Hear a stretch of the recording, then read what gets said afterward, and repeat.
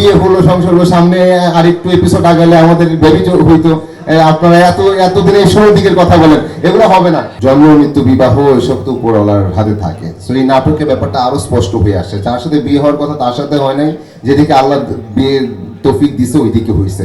ভাই এটা কোনো কথা? তাই এই আমাদের বিয়ে হলো, সংসার হলো, সামনে আরেকটু এপিসোড আগালে আমাদের বেবি হইতো, আপনারা এতদিনে ষোলোর দিকের কথা বলেন, এগুলো হবে না। এক্স কে কি ভোলা যায়? ভালো ছিল।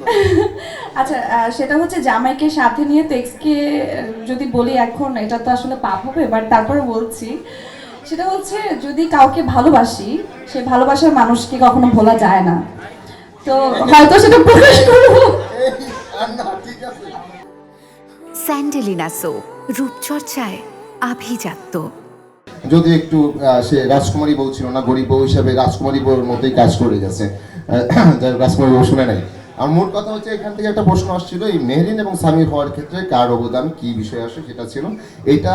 এই দুইটা চরিত্র এত চমৎকারভাবে আসছে স্ক্রিপ্টে, এবং সেই স্ক্রিপ্টটা হচ্ছে আমাদের মোস্তফা কামাল রাজ ভাইয়ের, এবং উনি আমাদের নির্মাতা। তো উনি আসলে এই দুইটা চরিত্রকে চাইছেন যে একটা পরিবারে এমন কিছু, মানে ছোট ছেলেটা এরকম হয়, এবং আমি যদি বলি আমার ব্যক্তিগত অভিজ্ঞতা এরকমই অনেকটা রিলেট করতে পারি নিজের সাথে। তো ওই জায়গাটাতেই রাখতে চেয়েছেন, এবং সবার যে একটা ইন্টেনশন থাকে যে ছেলে এক সময় বড়লোক হবে, বড়লোক হয়ে আমার এই যে আজকে যেমন স্যুট পরলাম, স্যুট পরে ঘুরে বেড়াবে, ব্যাপারটা এই জায়গাতেও রাজভাই রাখে নাই একটা জায়গায়। কারণ ছোট ছেলেরা